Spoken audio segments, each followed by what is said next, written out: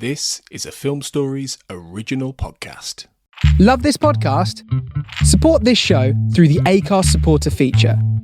It's up to you how much you give, and there's no regular commitment. Just hit the link in the show description to support now. This episode is brought to you by Progressive Insurance. Do you ever find yourself playing the budgeting game?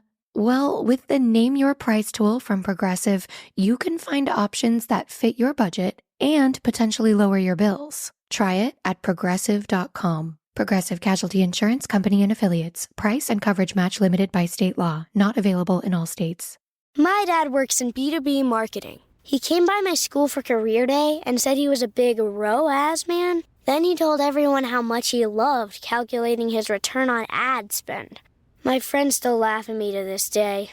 Not everyone gets B2B, but with LinkedIn, you'll be able to reach people who do. Get a $100 credit on your next ad campaign. Go to linkedin.com/results to claim your credit. That's linkedin.com/results. Terms and conditions apply. LinkedIn, the place to be, to be. Hey, I'm Ryan Reynolds. Recently, I asked Mint Mobile's legal team if big wireless companies are allowed to raise prices due to inflation. They said yes. And then when I asked if raising prices technically violates those onerous two-year contracts, they said, "What the f*** are you talking about, you insane Hollywood ass?"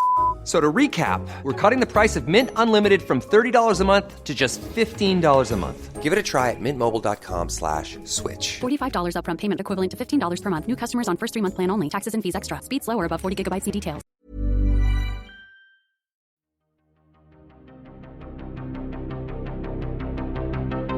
This is Writers on Film, the only podcast dedicated to books on cinema.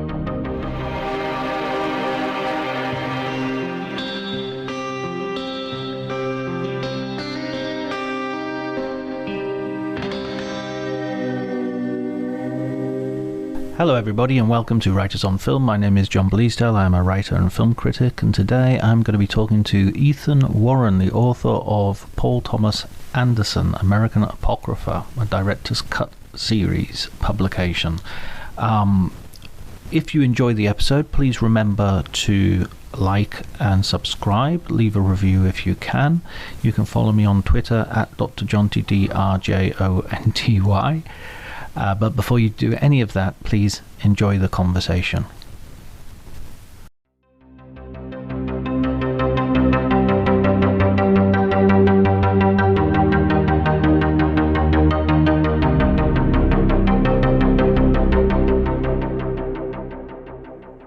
Well, I always like to talk about the fact that the first time I saw one of his movies, I really, really hated it. I saw Punch Drunk Love in the theater. I was 16 years old, and it just upset me so profoundly because that's a very sort of aggressive movie in a lot of ways, and particularly when you're 16 and you hadn't broadened my own horizons yet. I just found it such an alienating experience that over time I wanted to keep going back to and keep trying to understand, and that ended up being the way I felt about a lot of his movies. You know, you want to keep going back to the master and trying to understand it and trying to, there's so many surface level pleasures, but there's also so many enigmas and mysteries to it that it's more often than not, his movies draw me back to keep trying to get new things out of them. Were you expecting like an Adam Sandler comedy when you went to see it the first time? Yeah, I mean, the reviews said it's an Adam Sandler movie for grown-ups. And when you're 16 years old, that's a very flattering concept. It's, there's something that I'm familiar with, but it's going to make me feel like a grown-up. And I don't know what I was expecting. Maybe something more like Spanglish, but it's not what I got. Mm-hmm. Yeah, or The Wedding Singer, but with a little bit of darker edge. Yeah. I actually thought I remember seeing The Wedding Singer being the first Adam Sandler film I ever saw. I saw it at the cinema, and of course, I was in Britain at the time. When we see people like Adam Sandler or Chevy Chase or all those Bill Murray, we just see them. They're just in Ghostbusters. They're not, or they're just in Fletch. That's the first time we've ever seen them. So when I saw Adam Sandler in Wedding Singer, I was like, he's really good. This is a great sort of. I need to rewatch that film because I would never nowadays I'd never go towards an Adam Sandler comedy, but that film really, I thought was great. I think that's one of the special ones. Yeah. Were you already into film at that point? Were you a big sort of filmy nerd, or this is a word that I was thinking of as I was reading your book, film bro, because that seems to be the term of abuse. I think I was just at that age kind of starting to, I remember getting my head around the idea that like directors can have a personal stamp and a personal vision.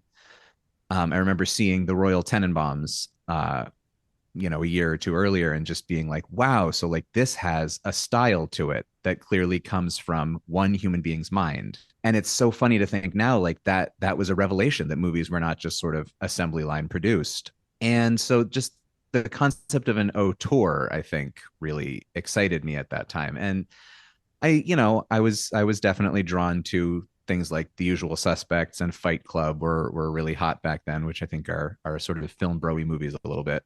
But I was not particularly sophisticated by any means. I just was figuring out that movies were something that could be studied and understood as opposed to just watched. Did you study film academically? I only took one course in film theory my whole college experience, at least. And I studied film production.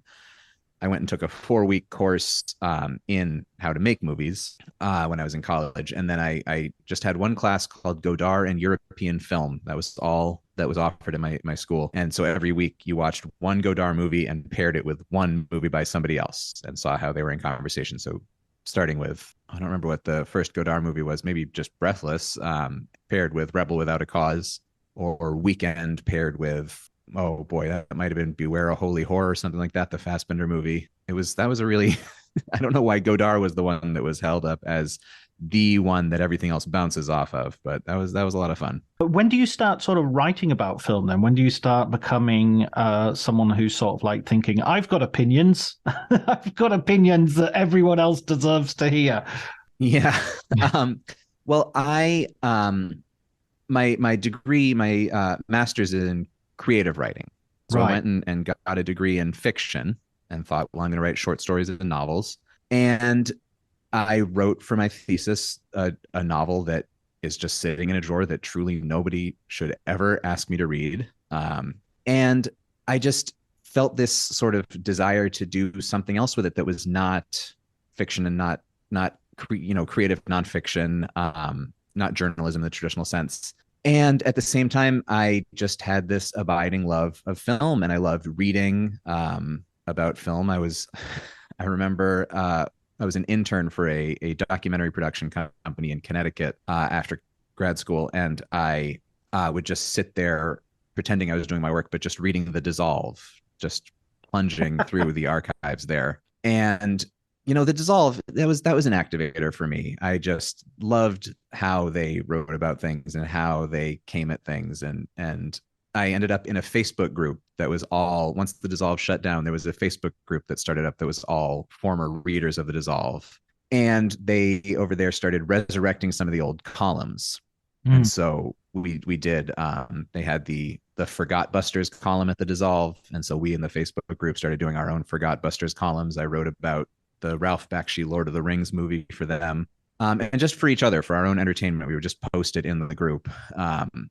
And from there, somebody shared Brightwall Dark Room, which was a site that I ended up writing for and as an editor for about 6 years.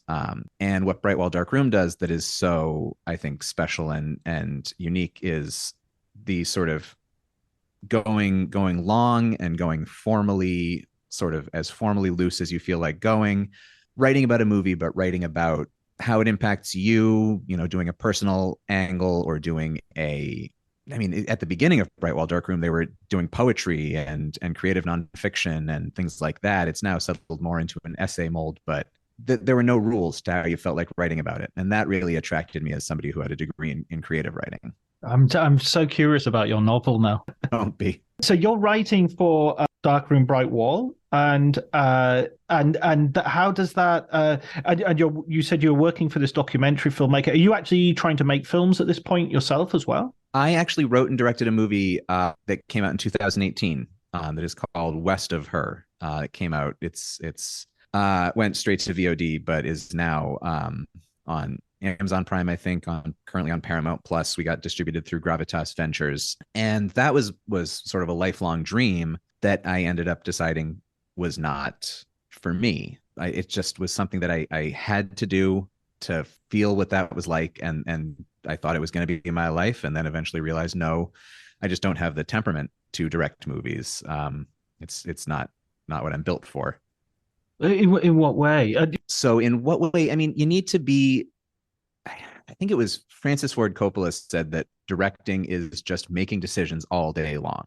When you have a group of, I mean, we had a skeleton crew, so it was a handful of people, but looking to me to make decisions all day long, every single person on that shoot had more experience making movies than I did, which is sort of ideal when you're a director, to surround yourself with competent people who know how to do their jobs and can just do it almost independently.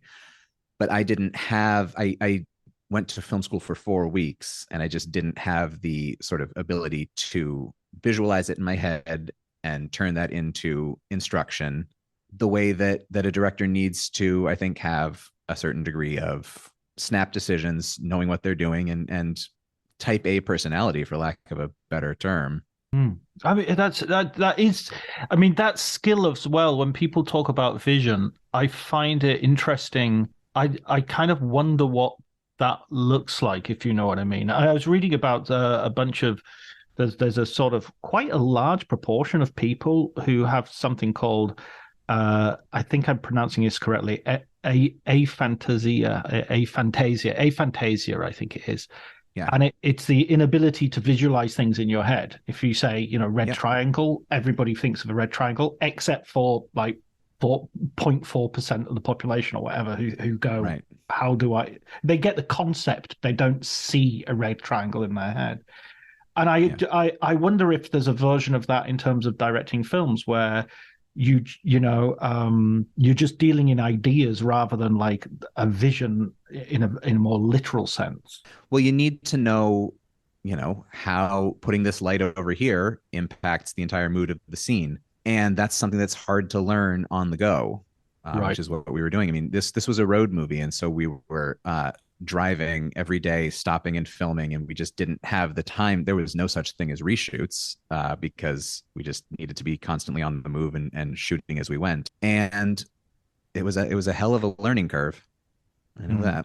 So not a great experience, not a happy experience, that one. Well, it was a dream come true, but it was a real stressful experience. And then, I settled down in the suburbs and had kids. And that's the other thing is, that was not necessarily compatible with going out and making movies. It is for some people, it is for Paul Thomas Anderson, but it's not for me. Does that experience then, well, it must do. How does that experience alter the way you look at other people's films? Well, it has made me both more generous to other people and a little more critical, I think. It definitely helped me understand how movies are put together in a way that I would not have been able to come in to my writing life, understanding literally what it takes to make a movie. But it also made me a little more judgmental of movies that aren't put together with a lot of care, because it is such a privilege to get to do that. And it is so difficult and requires so many people's time and effort that, why would it not be the best that it could be? And yeah, I mean, I was reading Richard Brody's biography of Godard earlier this over the weekend, and Godard was someone who was like, constantly giving the most vague directions in terms of like he would tell his cameraman, I don't want to see the legs. And that was his way of saying, okay, do a mid shot, but he wouldn't. Sure. Yeah. I mean, he'd give these really, and he was very, very spontaneous and improvisatory, But yeah, there is I guess the thing I always see is a certain obstinate force of character that is pushed through somehow.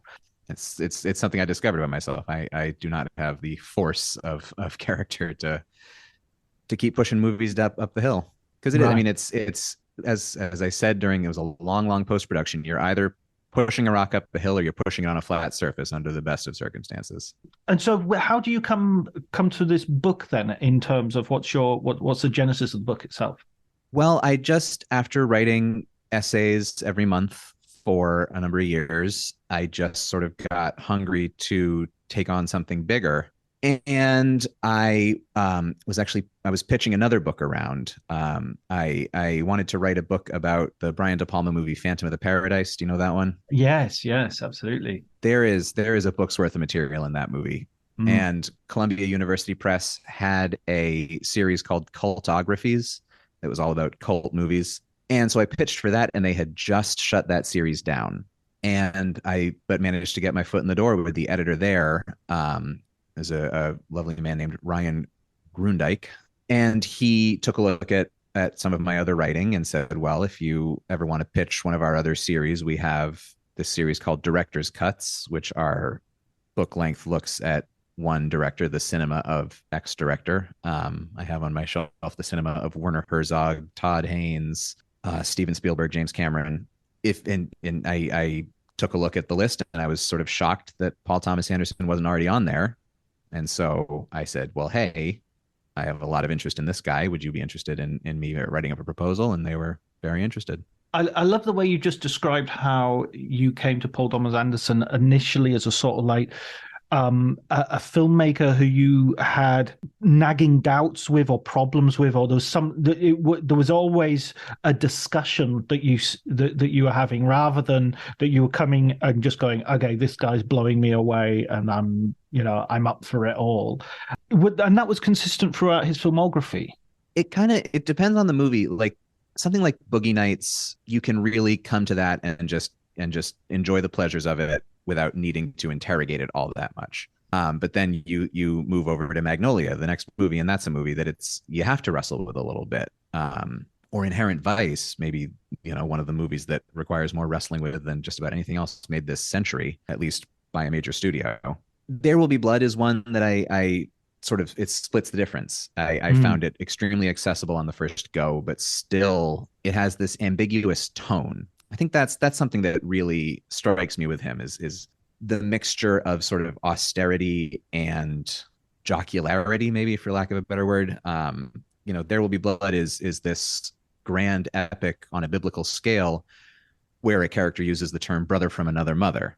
And it's just these bizarre little spasms of humor. Or, in The Master, the little, when Philip Seymour Hoffman gets so frustrated that he all of a sudden shrieks pig fuck, the vomit in Phantom Thread. It's these little spasms of gross out humor or juvenilia that go up against the very seriousness of purpose. I just find that so fascinating. Yeah, but you point out that something it had never occurred to me, and then when I see it, it's right in front of my face, which is Reynold Woodcock as a name, right? Which is just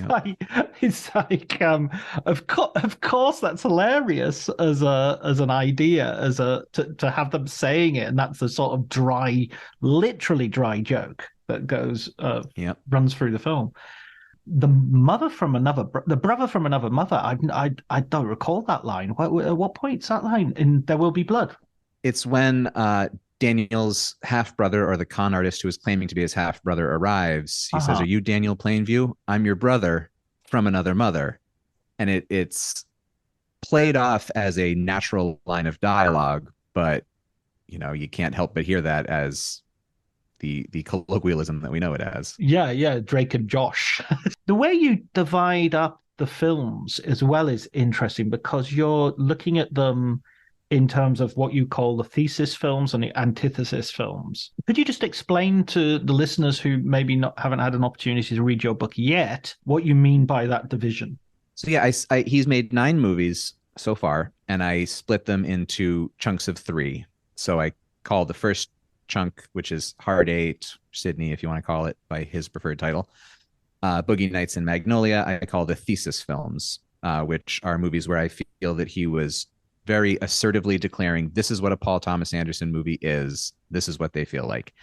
And then the next three, Punch Drunk Love, There Will Be Blood, and The Master, I refer to as the antithesis films because I feel that those are movies that are really acting in direct opposition to the three that come before. That they are, he has said himself that he got sick of his own voice at various points in his career and needed a sort of a gear shift. And so that is one. And then the last three movies I call the synthesis movies, Inherent Vice, Phantom Thread, Licorice Pizza, because they are movies that I think are relatively unconcerned with, I think, as I say in the book, relatively unconcerned with the stakes of their own existence.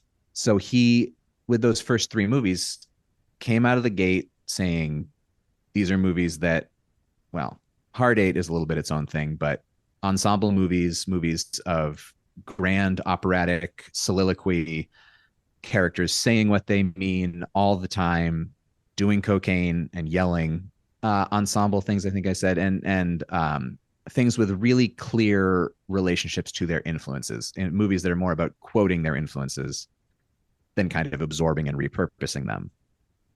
And then with Punch Drunk Love, there's this very clear dividing line where he, as he has said in interviews, he broke down his whole way of working and then rebuilt it. So suddenly he was now working with much smaller crews. He was telling stories about single protagonists. Those next three movies, Punch Drunk Love, There Will Be Blood, and The Master, are movies about single protagonists who are extremely repressed, as opposed to stories of ensembles who are extremely expressive.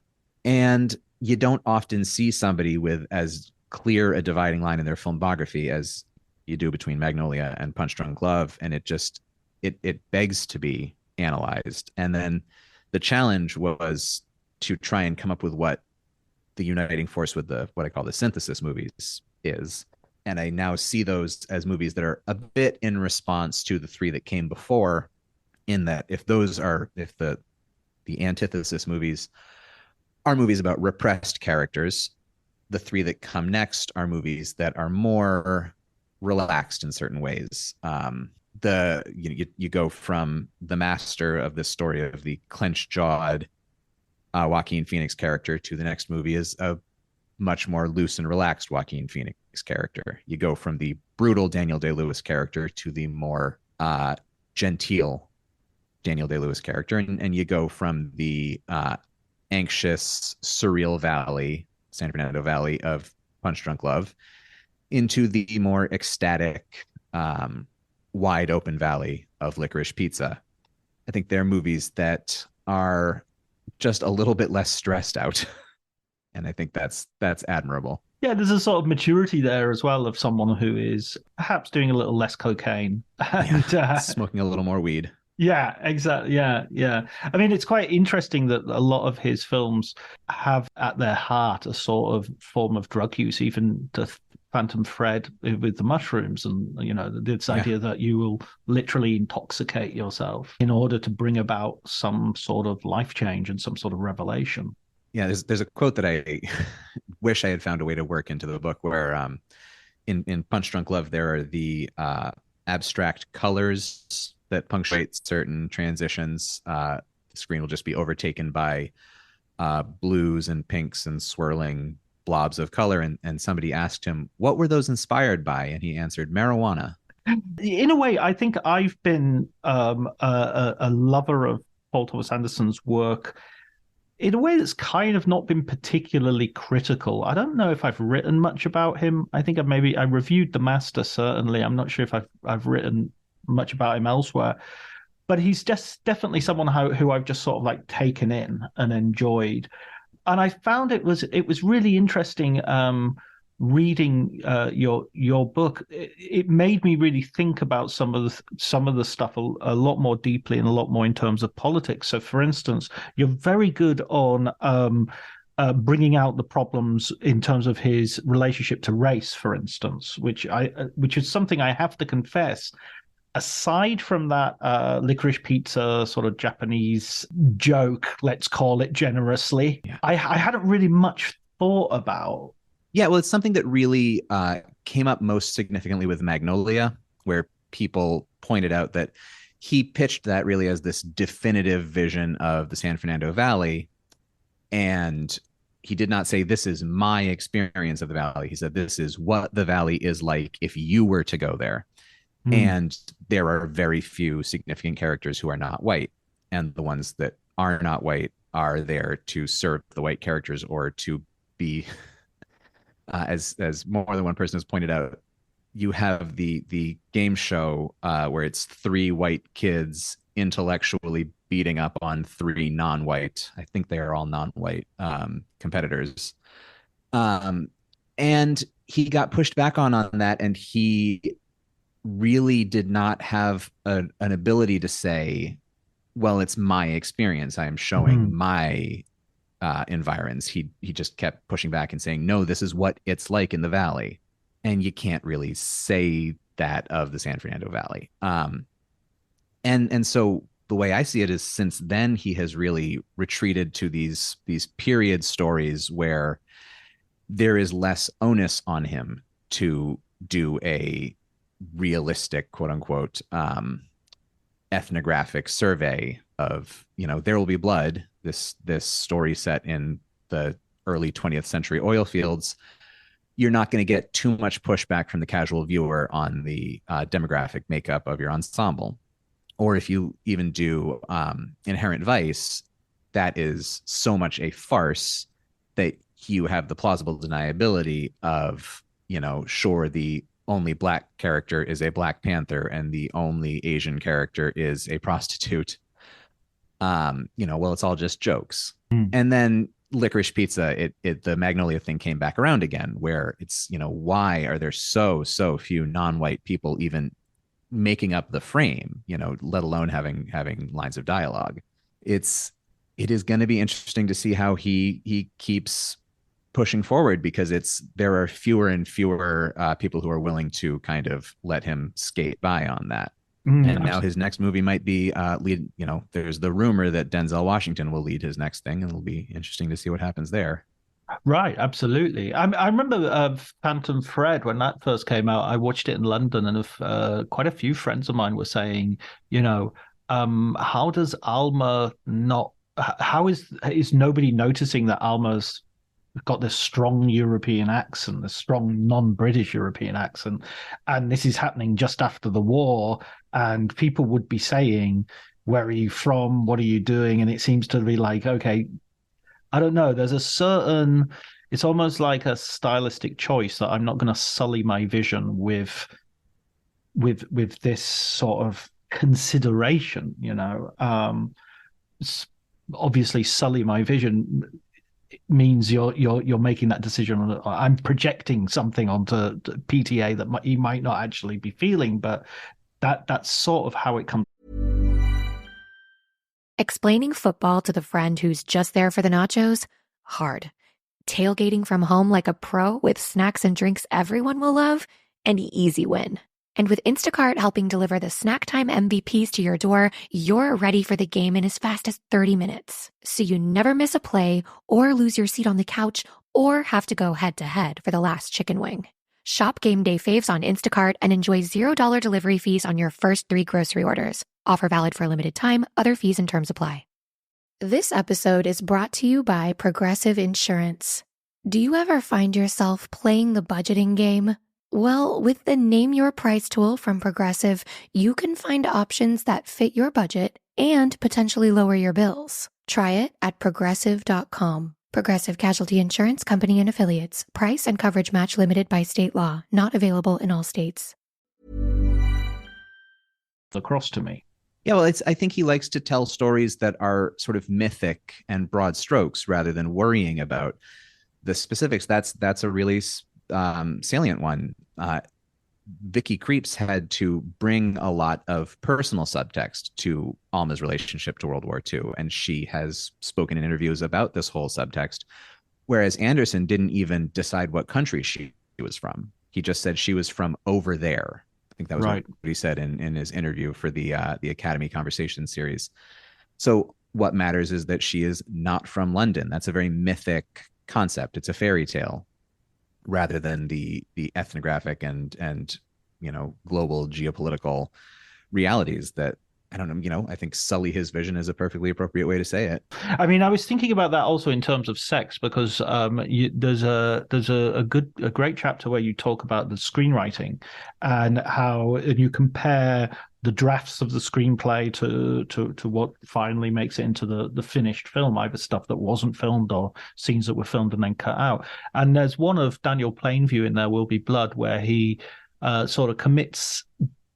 You quite rightly point out that it's ambiguous if he commits cunnilingus or commits a sexual act or not in an alleyway, and I can kind of again see why that would take away from his sort of more mythic, enigmatic character. If you just think, oh, he just can't get it up, that's his problem, Right? Yeah, and so it's Daniel Plainview's impotence is implied in the finished movie rather than explicit as it is in the screenplay, and so it's all displaced onto the as plenty of people have pointed out, the almost sort of sexual connotations of the oil extraction process itself stands in for his inability to get it up. I think there must be, because thinking about his career as I was reading your book as well, you can't help but think about postmodernism as a sort of post-war, late 20th century impulse, I guess. It feels like to me like he is a very transitional filmmaker, that he starts off in a very postmodern, similar to Tarantino to some extent as well, where everything is quoted. You can see the Altman, you can see the various, and you have a great chapter where you talk about his debt to Jonathan Demme, to Robert Downey Sr., to Kubrick. And yet, as he goes on, it feels like that postmodernism and that verve is settling into something which is more akin to sort of romantic irony, to something which is at once still not taking itself totally seriously, but allows for the possibility of being taken seriously much more. Does that make any sense? It does. People have described his first three movies as like movies about movies. And that from there, I think romantic irony is a very appropriate way of putting it. Romantic, capital R, romanticism. Yeah, exactly. Yeah. It's the movies are still self-aware. They are still movies that he never wants you to completely sink into the experience of watching his movie. There's always formally stuff that pulls you out a little bit in what I think is a productive way. I describe it in the book as provocative versus evocative alienation effects. So in those early movies, there's these formal choices that are very alienating, and I think they push you out of the movie a little bit in a way that I think is comparable to Tarantino, whose movies are also movies about other movies in a way that is very appealing to a lot of people and often appealing to me. And later, the movies, the alienation effects in something like Inherent Vice, it's less reminding you of other movies and more just sort of shaking up your ability to perceive this movie in a way that draws you closer to the stoned perspective of the central character. I think one thing Inherent Vice sort of lacked for me on the first viewing, I watched it. I mean, I'm a huge Thomas Pynchon fan.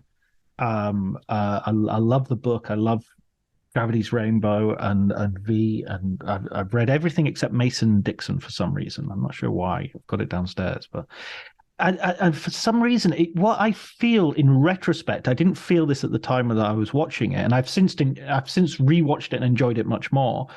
But in retrospect, it doesn't have those standout cinematic moments, like, for instance, the drilling for oil in There Will Be Blood, or in Licorice Pizza, the whole scene with the moving truck, which is just awesomely cinematic. It's just such a wonderful thing that couldn't be a stage play, wouldn't work in a novel, but on screen it's just pure cinema. And I think Inherent Vice sort of kind of lacks that in a way.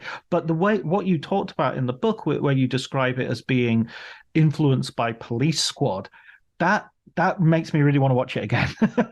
Makes me want to go back and check that out. Because of course, it's in the trailer. There's a pratfall that is excellent.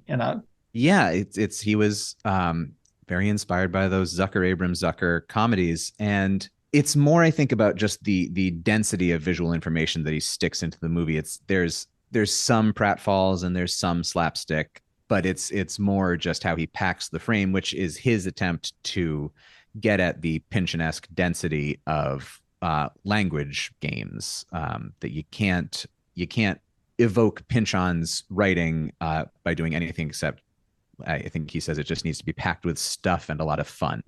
And of course, he uses a voiceover in that, which feels very, I mean, that always feels like a filmmaker sort of maybe losing their nerve a little bit when it comes to literary adaptation. Voiceovers have been done excellently by movies, but when it comes to literary adaptation, there's always a sense of like, okay, you know the words, here they are, you know. Yeah, well, it's just I think he must have just thought it would be a shame to make a Pynchon movie and lose the prose.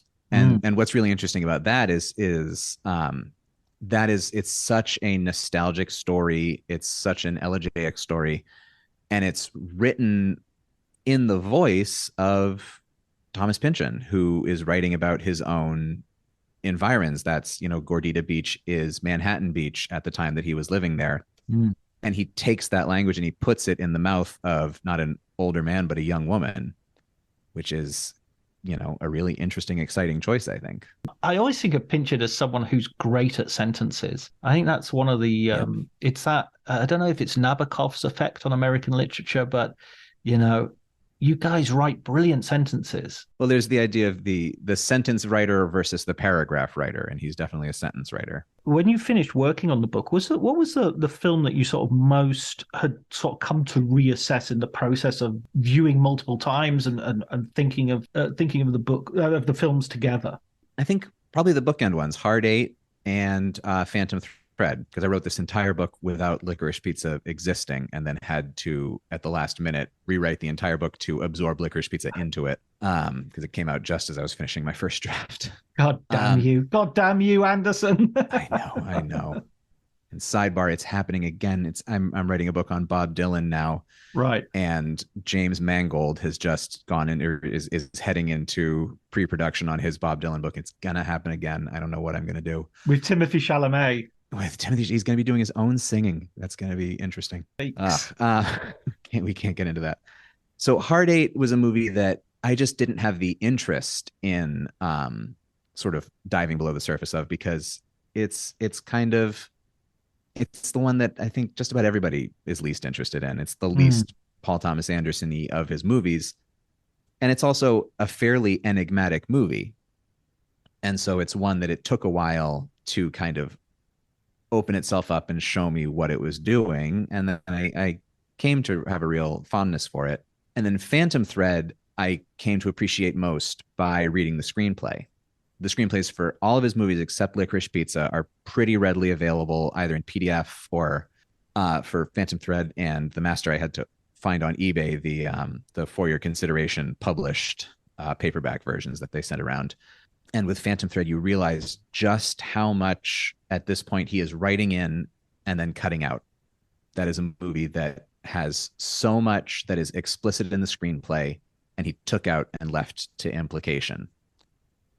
So, on the page, Alma is talking and talking and talking about what she feels and why she feels that way. And she's talking about her jealousy of her cool sister and how all she's ever wanted to do is be a wife and a mother. And that gets taken out, but it's still there. Or Reynolds Woodcock talking about his military service. He is very explicitly a combat veteran in the screenplay. And then you take that out, but still there's sort of the whiff of it as an implication. I found that really fascinating. So that was very rewarding. You can sort of imagine him as someone recovering from PTSD, and exactly the whole of the house is based on his routine, his diet, everything is based on, I don't want any more chaos in my life, Totally. Literally conflict averse. Doesn't have time for confrontation. It would, no, not over breakfast. God, I love that film. One of the influences that, because you mentioned it in terms of Hitchcock and in terms of Rebecca, which I think was quite a few people coming out with at the time. It also reminds me a lot of James Ivory. who I sort of think is kind of underrated as a director. I think he sort of gets a little bit too much dismissed as a prestige sort of, I don't know, proto-Bridgerton sort of proto-Downton Abbey sort of thing.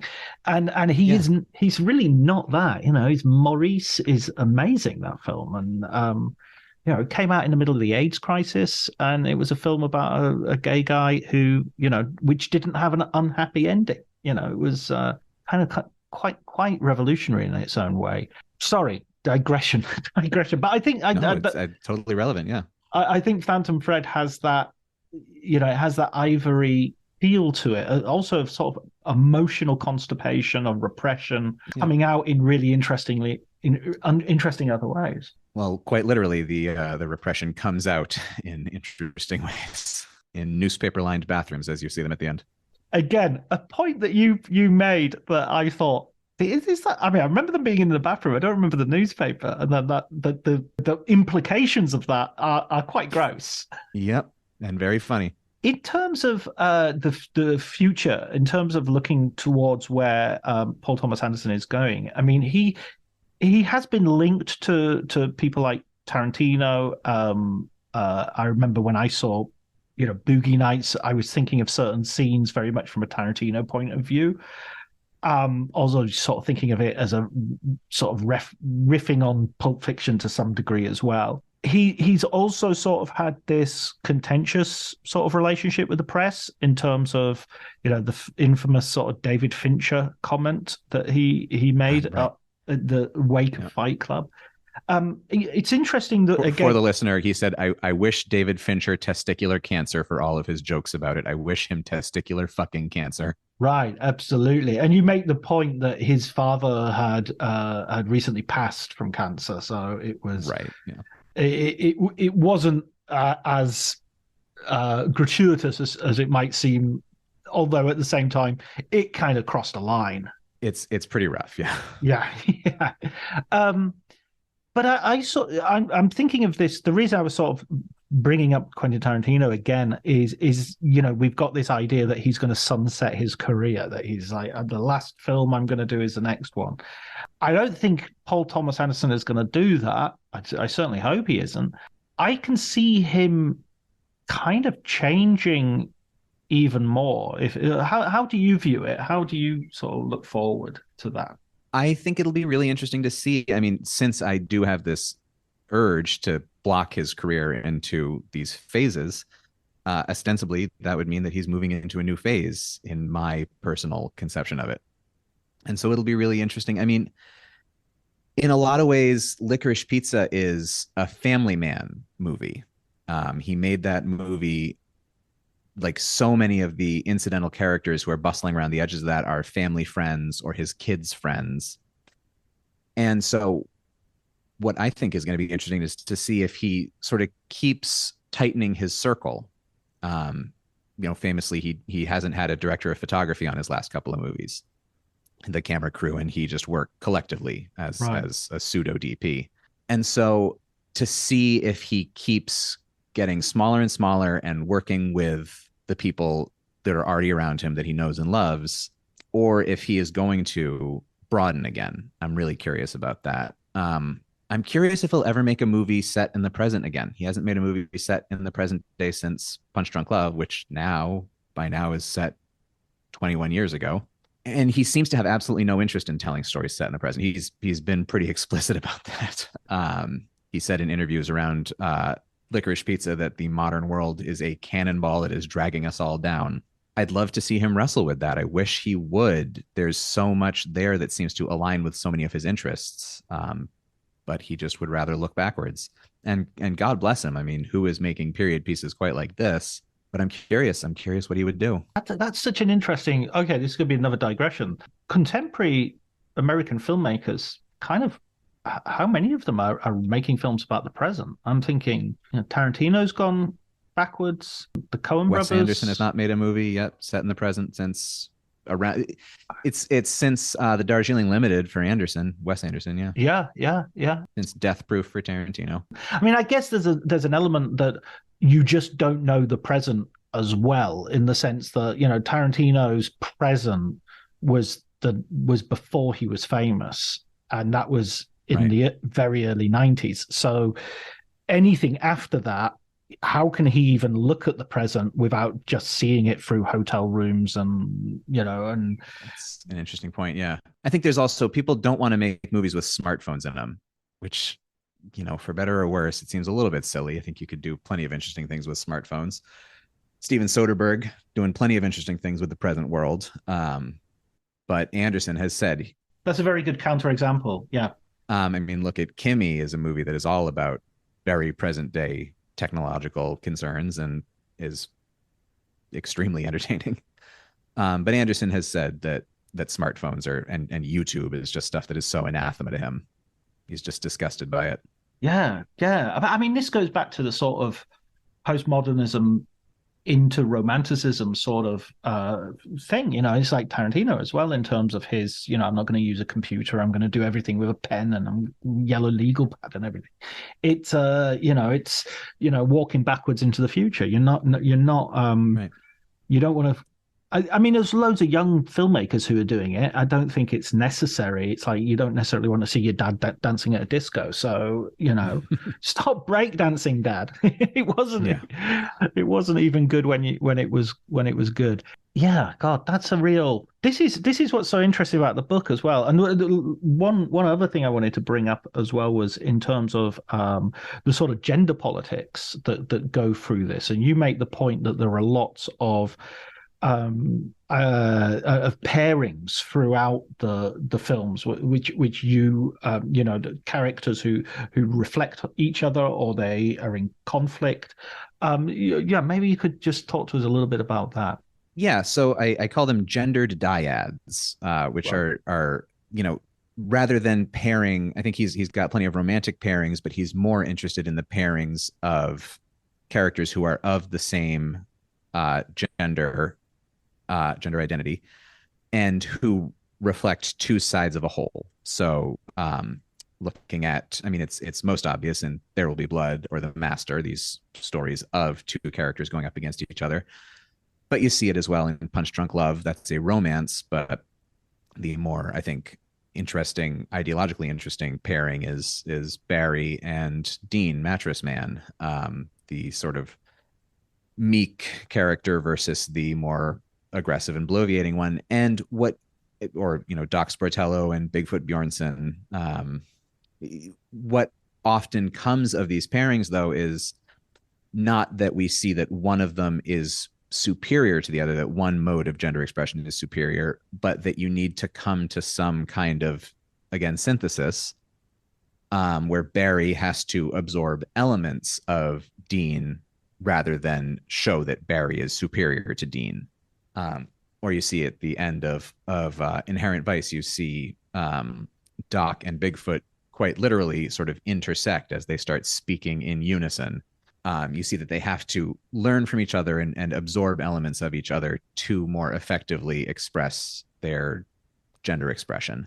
I think that's Cyril and Alma are the more interesting pairing to me in Phantom Thread than Reynolds and Alma, because they represent some ideological distinction. Yeah, Reynolds is almost irrelevant in a way. Yeah. They seem to be more active characters. Yeah, and represent these two very distinct modes of femininity, where Cyril is basically a military general and Alma is the nurturing wife and mother, eventual mother. It just feels, I feel that there is such a wealth of things to think about with Paul Thomas Anderson in terms of, every level of his creativity. And the point that you made earlier that he's sort of dealing in these myths as well seems to me to add depth and richness to his movies. Sort of at the very beginning of this conversation, sort of made an offhand reference to sort of Film Bros, which has become an internet way of sort of kind of dismissing. I mean, this podcast right now would be seen as the sort of maybe the nadir or the apotheosis of film bro discourse, probably the nadir. How do you feel about that? There's a sort of gleeful, I remember Fiona Apple recently came out with sort of something about sitting and listening to Quentin Tarantino and Paul Thomas Anderson talking all night about movies and just being like, oh, fuck these guys. And this was sort of received with such a roar of approval. There was a little bit of me that was just like, yeah, but also I kind of wouldn't mind listening to them, and see what they have to say.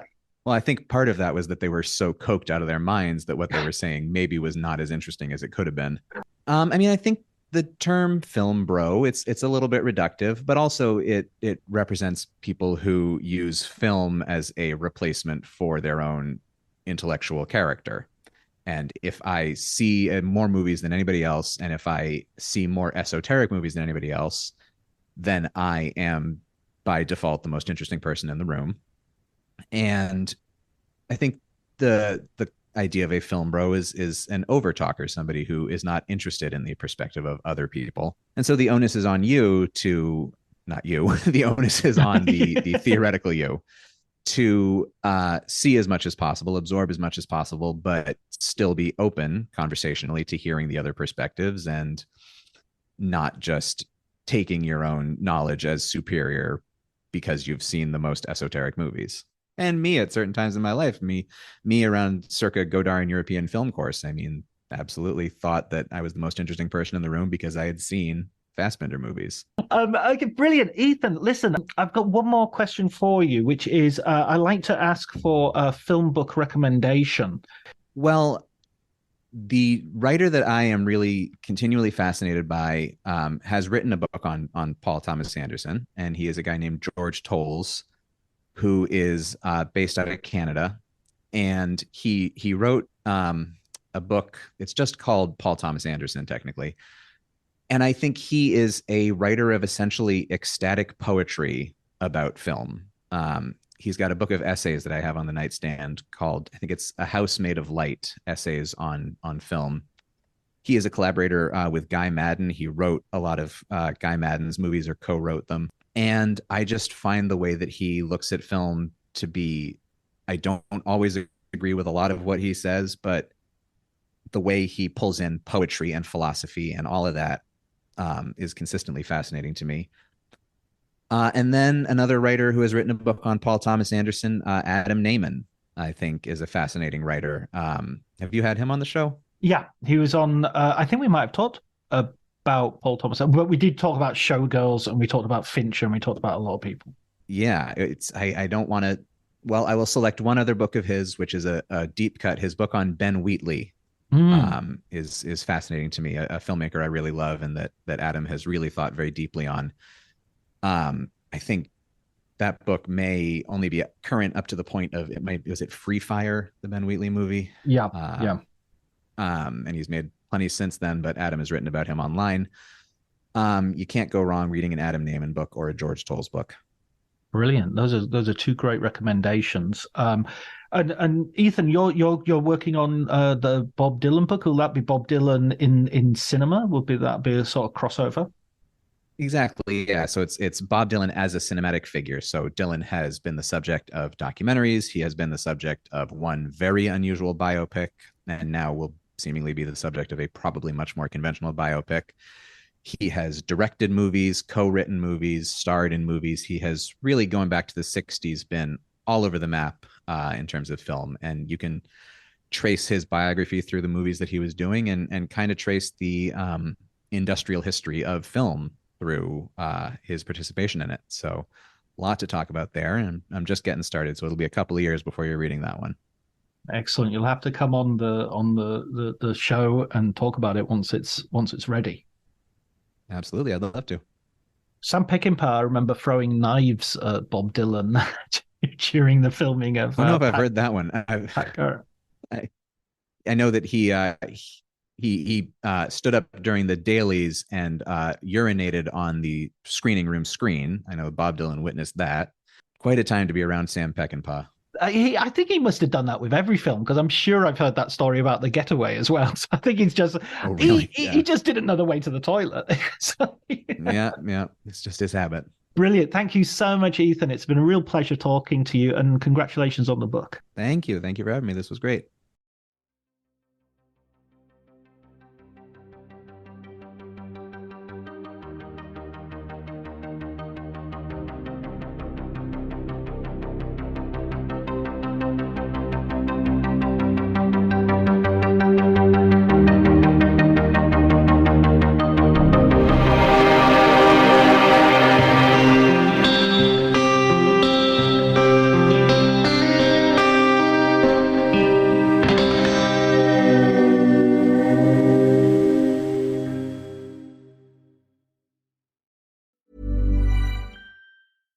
This episode is brought to you by Progressive Insurance.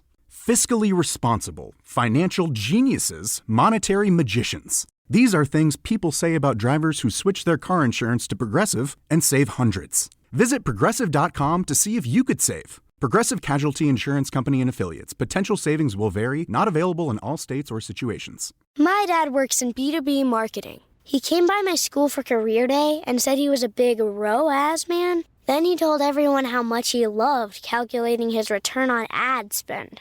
My friends still laugh at me to this day.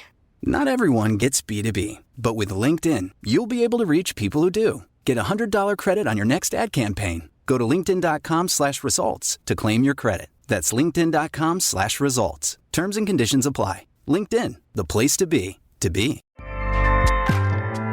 Acast powers the world's best podcasts. Here's a show that we recommend.